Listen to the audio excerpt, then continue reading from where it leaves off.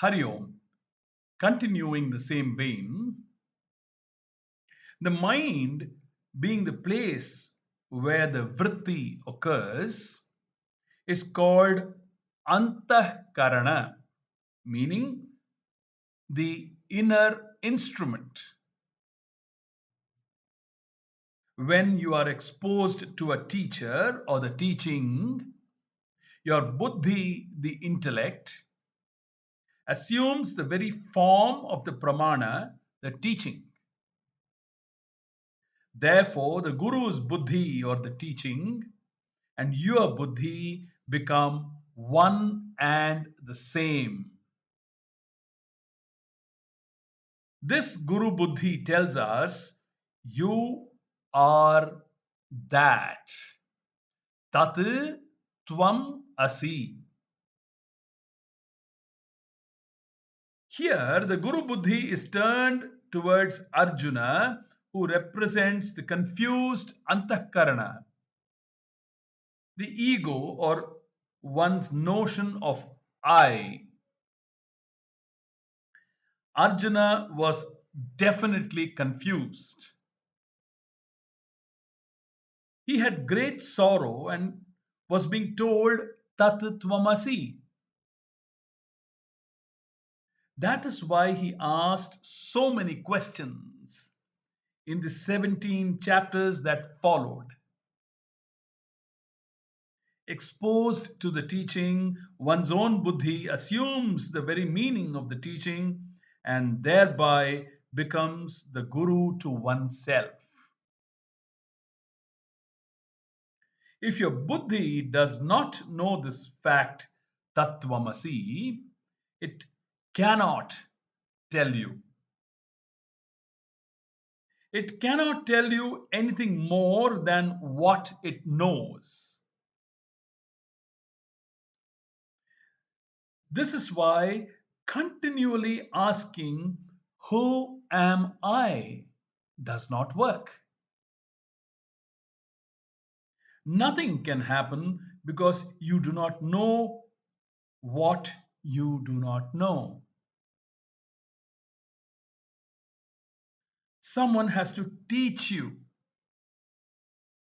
You cannot simply ask, who am I? And expect to get an answer because the I that is always present is the one asking the question. How will the answer to such a question come? You cannot hope to stumble upon the fact.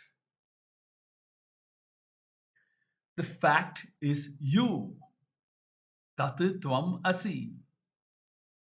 Therefore, you are not going to stumble upon an answer that is anything more than what you already know. The only way an answer can be obtained is by the buddhi, meaning the Shastra pointing towards the confused jiva and saying, you are the whole. WHOLE, whole. Param Brahma, as we will see. Thus, the whole Gita can be presented through the Krishna Arjuna chariot scene.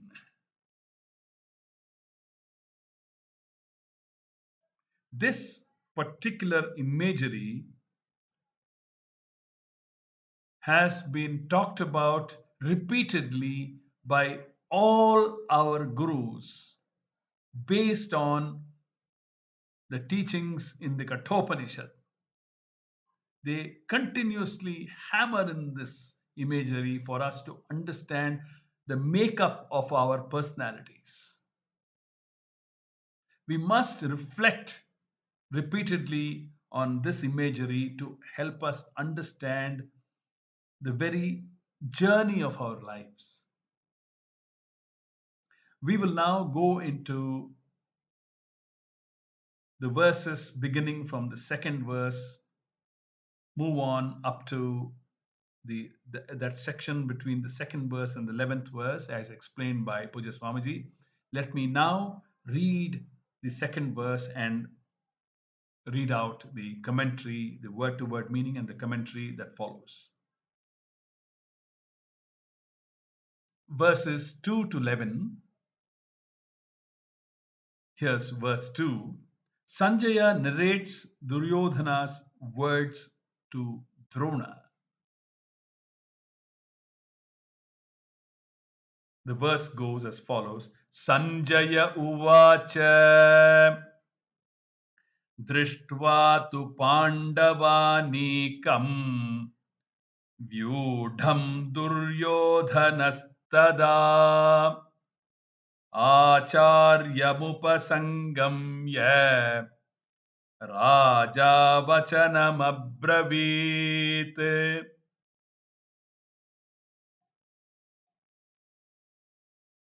Sanjaya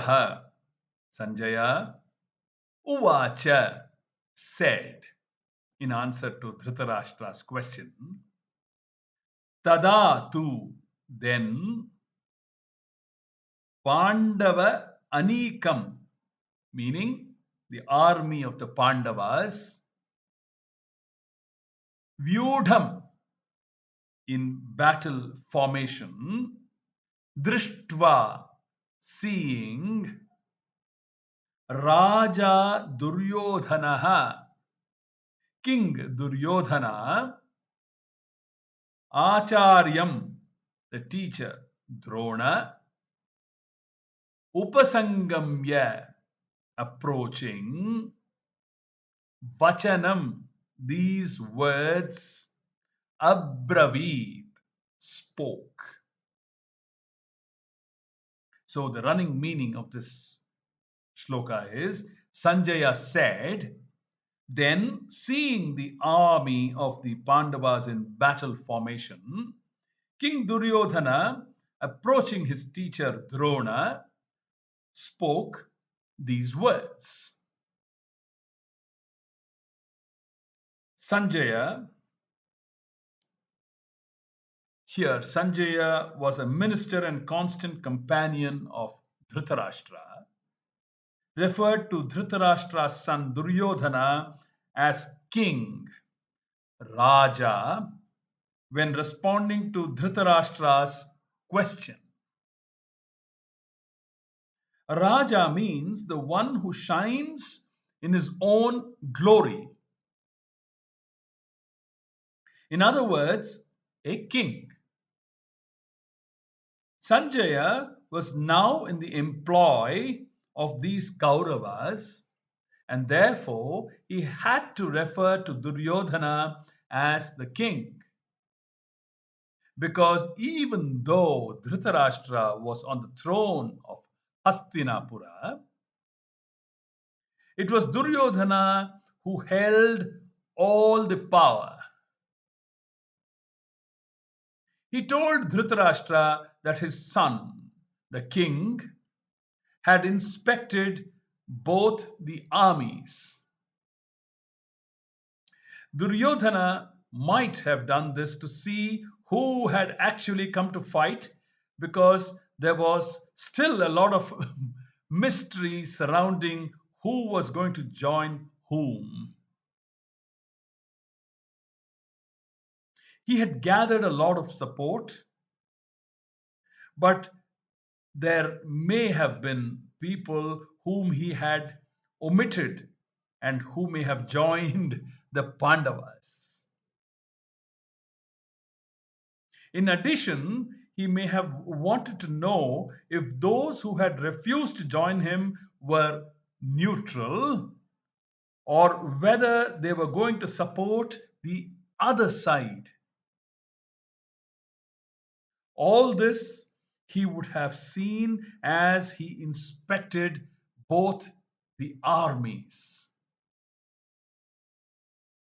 We must be thankful to have a guru in Poojya Swamiji to go into the workings, the very workings of everyone's minds. That is how much, how deeply he has studied the Shastra to help us understand the psyche of the people we are studying about. Very important. We need to understand the psychological working of everyone's minds. After surveying the army of the Pandavas, Duryodhana approached Drona, the teacher, and spoke to him. According to the style used in the Mahabharata, the next verse should begin with Duryodhana Uvacha. Duryodhana said. However, here in the Gita, we do not see this being done. Since the Gita is a dialogue between Krishna as Bhagavan and Arjuna, we do find Shri Bhagavan Uvacha and Arjuna Uvacha throughout the text. Also, the first words of the Gita are Dhritarashtra Uvacha, which serve as an introduction to the context and as an implied prayer, as we have seen. Throughout the text, Sanjaya Uvacha is mentioned a few times to indicate the presence of a narrator. Although the words Duryodhana Uvacha are not mentioned here, they are to be understood. The next verse then is within quotes, as it were, since Duryodhana, approaching Drona in the battlefield, spoke these words to him. And what were they? Is mentioned in the third verse of the first chapter, which runs as follows. Pashyetam Panduputranam Acharya Mahatim Chamum Vyudham Drupada Putrena Tava Shishyena Dhimata. Acharya, O teacher, Tava Sishyena, by your disciple, Dhimata, by the brilliant, Drupada Putrena, by the son of Drupada, Vyudham, formed and led, Panduputranam, of the sons of Pandu, Etam, this, Mahatim, great, Chamum, army, Pashya, please look at. O teacher, please look at this great army of the sons of Pandu, formed and led by your brilliant disciple, Drishtadyumna, the son of Drupada. Why does Duryodhana go to Drona first? Drona is not his commander in chief. Duryodhana had chosen Bhishma for the post. Given that the war is about to begin, he should only be talking to Bhishma. However, he approached Drona first because he was certain that Bhishma was on his side. Whereas he was unsure of Drona. Again, Poojya Swamiji helping us to understand the psychology of the workings of Duryodhana's mind. Drona had come to the battlefield to join Duryodhana, but many of his dearest disciples were in the opposite camp. Therefore, he gave Drona extra status by going to him first.